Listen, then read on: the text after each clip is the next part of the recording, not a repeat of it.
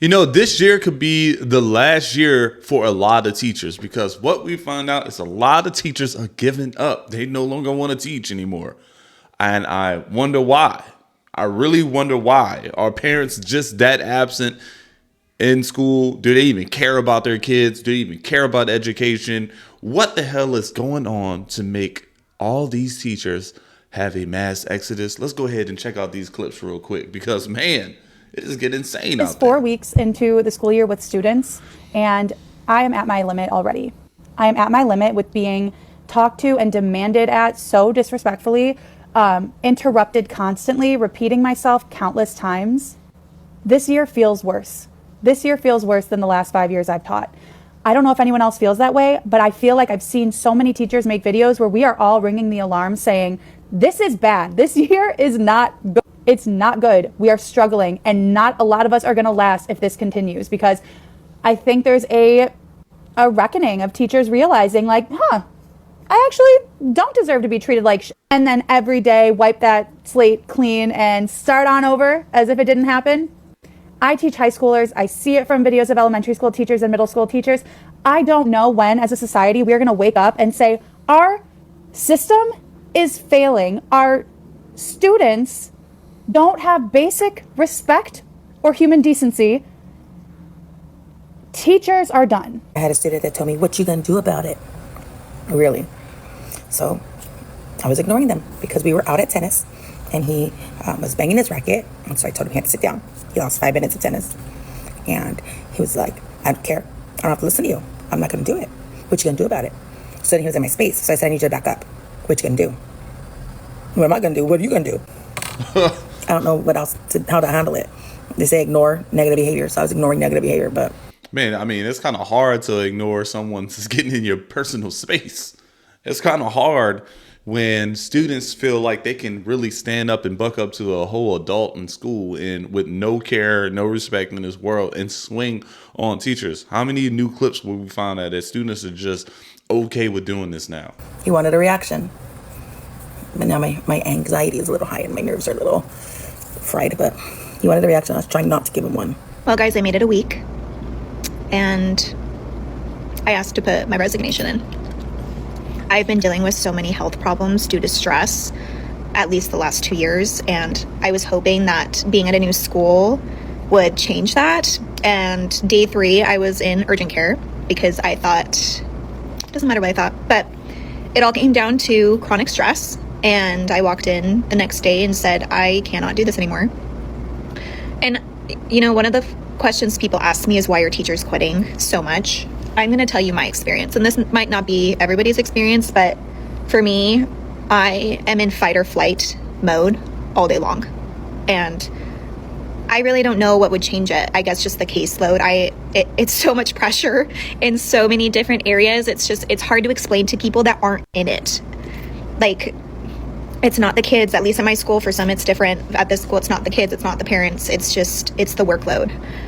I narrowed it down to 2 choices. I said, hey, number 1, I either need to make peace with working 50 to 60 hours, and I need to go get some antidepressants. Option number 2 is make peace with quitting and trying something new. And that's what I decided. And it just sucks because obviously I went to school for this. Like, this was my dream. So not only am I mourning this job, I'm mourning my dream. Like, I thought this was going to be it for me. I love being a teacher. My health is just, my body is saying no more. That's crazy, man. You were in urgent care. The night before, then thought that you were going to be okay to go in and teach class the very next day due to chronic stress 1 week into a school year. I can assume, guess what? I would be quitting too. Ain't no way you're going to this. You know how much stress you really have to be in to go to urgent care because you're just having a panic attack or you tripping out? That's a lot of stress. One of my friends told me, because I keep asking my friends for advice, you know, people who have been in this career for so long. And I asked her, and she said to me, I'm not going to tell you to quit, but your body certainly is. And Colleen, that comment changed my life.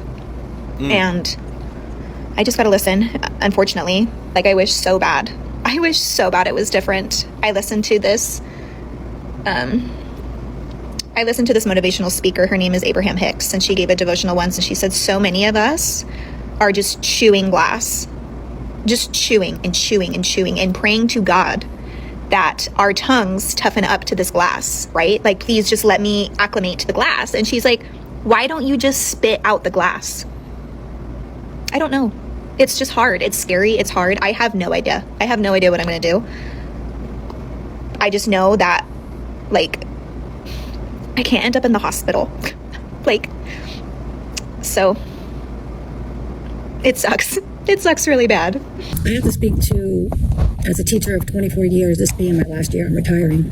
I'm done. And I'm done because of one word: parents. And I am going to speak for teachers who can't speak because they're still in the profession. Education has changed so much that it is unbearable. And that's why there's a teacher shortage. I have seen education change in 24 years, and it hasn't changed for the better. And a lot of it has to do with parenting or lack thereof. Parents, when you send your child to school, they need pens, they need pencils. If they don't have them, please ask me or ask the school. Parents, when you send your children to school, yes, they do need their books. Yes, they do need a notebook. If they do not have any of those things, please ask your teacher or please ask the school. Bottom line is this: teachers are not just teachers. The amount of time that I spend teaching is, let's see, if I'm lucky, maybe 20 minutes within a class period.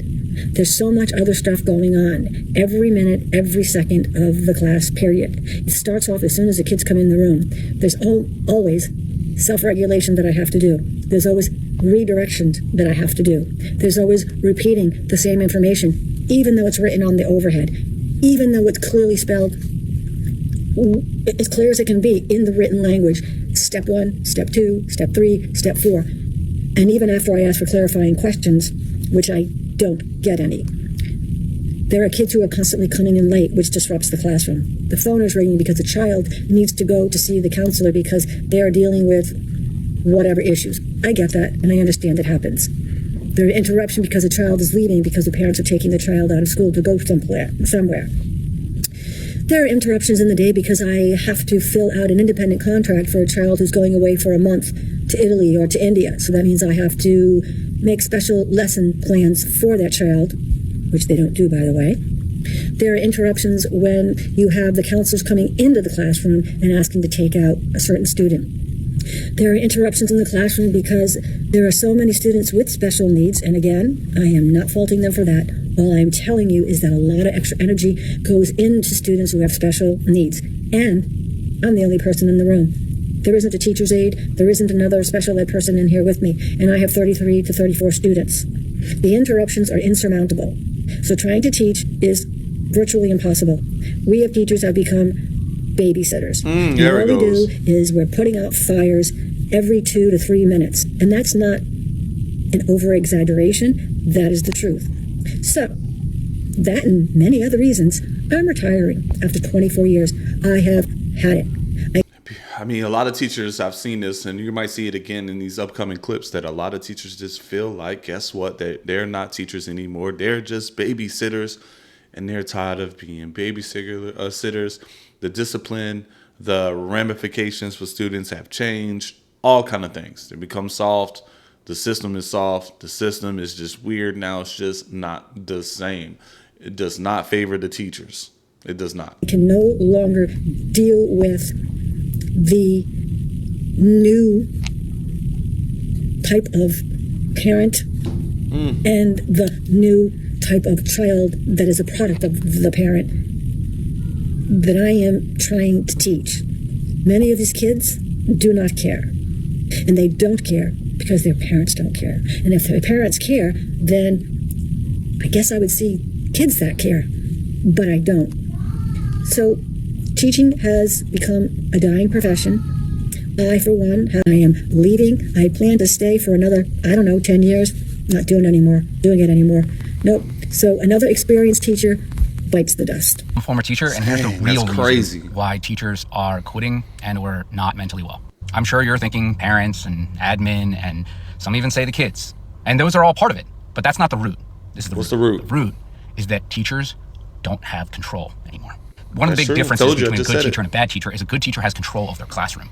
Bad teacher, it's crazy, chaos. A good teacher feels like they have control, feels like they have everything going on, feels like everything's going well. But because of the current dynamics, there's a lot of teachers out there, great teachers who have been doing it for years, who now since COVID has slowly had their control stripped away by admin not allowing them to have free reign in their classroom, and parents that are no longer supportive and in most cases are combative to anything that they want to do. So you know what I noticed is that a lot of parents will go in there and really get into it with the teacher because their child is doing bad, and because they don't reinforce the rules, they don't help at home, they don't set the expectations, they don't give out the ramifications. So guess what? The teacher is left to do all kind of jobs. Not only do they have to teach, they got to counsel, they got to discipline, and they got to try to balance it all within some sort of tight little window of guidelines that the admin gives them. It's just crazy. But the parents add an extra level of stress for sure. The way I view it is teachers are in a straitjacket. Like imagine a teacher in a classroom with a straitjacket on. It's like, can somebody get me that? Get me that? No, not that. And when you feel that constant lack of control, the stress is outrageous. So these great, amazing teachers who literally have their hands tied behind their back are realizing that I don't have that control anymore like I used to. So these teachers are stressed out of their mind. But then comes step one. The only way to mentally do well in those situations is to lower expectations and accept it is what it is. And for real life, this is amazing advice. Letting go of things you don't control, just letting things be the way that they are. But in the teaching setting, that means that Johnny is not going to improve like the Johnnies of the past did. It means that you know that they are not going to get the education and are not getting the education that you know that they should be getting, because there's too many other deterrents and distractions and things like admin holding you back and parents that complain that it becomes impossible. So now what does that result? The teacher standing in the front of the class with the straitjacket on and just being like, okay, they're moving around. All right, I'm just going to do my best with Susie right here, right now, and the rest of it, like it is what it is. And then just doing that every single day. You wonder why teachers are looking forward to the next break and can't wait until summer? It's because they get a chance to just go, and not have that, oh my God. And then once a teacher gets to a certain level where they recognize, I'm lowering my expectations of my classroom. This is not okay. So I gotta leave. And all you hear is the deterrence like, oh, you're weak and you can't handle it anymore. Oh, you should leave. While internally you're like, how can I do this? How can I give up on them? How can I admit that this is just not working anymore? And ultimately, how can I choose myself and saying, I need to step away and leave those kids and just, hey, it's not good, but I can't do it. That's why. You know, I think I'm very fortunate as a parent where my kids go to, man. And, you know, maybe it's not graded the best, but I can actually go to every teacher or look at every teacher and see that they're not stressed out of their mind. You get what I'm saying? Like they're actually still wearing smiles. And then maybe that's just a front. But, you know, sometimes even asking your kids, how do your teacher is doing? Do they treat you well? Do they seem happy? Can go a long way just to kind of check in on the welfare of the people that are taking care of your kids when you're not around. If you hear a lot of former teachers, they'll say that the stress is so much less because it's not feeling that complete and utter lack of control. So the lesson here is twofold. Number one is it is a great thing to lower expectations in your daily life to limit stress. That means if you're a little bit late, you'll get there when you get there. There's no reason. It is what it is. It's okay. Oh, you ran out of time. You didn't get the groceries today. It's okay. We'll do it tomorrow. But the second part is, in education, what does that look like? That looks like the expectations of students before to now is down here. And how is it ever going to go back up? Give the teachers control back. And this is a really hard thing because I do think that parents should be involved in their education, but I think there's too many parents who are not good at that. And that's causing this issue that it makes it really impossible to find this balance between giving the teachers control and the parents not having the control over their own kids' education. But until this thing changes, until that changes, everything is just going to continue to get worse. Your veteran teachers are going to continue to quit and leave. And the new teachers that come in are just going to have lower expectations. And what is that going to look like in the future of America? People that work in public schools are leaving the profession, and I'm no different. I walked out of my job and quit after 10 years working in a public high school, and I don't regret it at all. Unless you've worked in education yourself, you really can't relate. People in other positions want to say or compare that their job is just as hard, but to be honest, unless you've actually done it and you've walked the walk and you've been in our shoes, you don't know. It's not the... Oh, trust me, the people, and you know, I have to say this because I give a shout out to my restaurant people. Those general managers, those shift managers, and all those people that work in hospitality that deal with the public, they're ever going public in medium to high volume sales units. Y'all know the stress. Pay. People go into this profession knowing that the pay isn't going to be great, and they go in because they love the kids and because they sometimes want the schedule. They want to be moms, they want to be dads, they want to have a schedule that can accommodate them being parents. And that's why I went to the profession, but it's also exactly why I left. It got to the point where I was so exhausted and drained by the end of a school day, where I had poured every ounce of energy, every ounce of empathy that I had out onto all these kids, that by the time I got home, there was nothing left for my own family. And my kids, my own kids, they were suffering because of it. They didn't have a present mom. I was like a walking zombie for the 10 months of the year that I was working in public school. And they only really got a good version of their mom in the 2 months of summer. And I quickly realized that I want my kids to experience a good mom every day. I want you to send this video to anybody who can't understand why teachers are crashing out. When you feel like you don't have the energy to be a parent because you didn't give it to other kids, it's insane. And quitting. I mean, they get their summers off, so like, what do they really have to complain about? I have brought visual aids. Here we go. So everything I show you on this green clipboard is going to represent when I started teaching in 2005, and everything on this red clipboard is 2025. I did not teach the full 20 years. I took 7 years off because I had children and my husband's in the military. We moved a lot. Here we go. These are actual seating charts that I found as I was cleaning up my desk today. So this represents the year 2005, and this is how many of my students are reading on grade level. Everything in blue. So I think 1.5 students out of like a group are struggling readers, but pretty much everybody's reading at least on level, some even higher, okay? 2025. How many of my students are reading on grade level? Okay, this next is an average of how many of my students failed my class. Like, they are going to have to repeat this. There's no recovering. They failed. This is 2005. 0.5 student out of all of my students. This is this year. This is this year. On average, I teach about 100 students. On average, this is how many students in each class are not passing. They're going to have to take this class again. Okay, next, the orange represents in 2005, parent involvement. I always had parents either in my inbox asking about lessons, volunteering for field trips, or anything that we needed for our classroom, volunteering supplies. 2005, 2025. Where are the parents that are supposed to be involved in their school? Yeah, man, parents aren't involved. People, to be honest, they're really having to work 1 or 2 jobs, and they're really dependent on public school systems and aftercare and free this just so they can go and finish their shifts. Like, let's just keep it real. That's a lot of Americans. That's a lot of parents in those classrooms. However, if you don't take that time out to sit there with your child at the end of the day, just to make sure you check them folders, you check them grades, you check those notes, you check those messages, and just chat. And it's always one of those things you have to carve out the time to go and sit with the teachers just to make sure your child is good. You got to, guys. You got to, man. And maybe that's just my lesson, and I'm spewing at this moment because, man, to be honest, you don't want to miss those moments. You don't, all right? But I get it. There's a lot of Americans that have to. There's a lot of parents that have to. They're forced to, because it's either I miss this PTO conference or I go to this PTO conference and cut my hours. I can't pay the light bill. You get what I'm saying?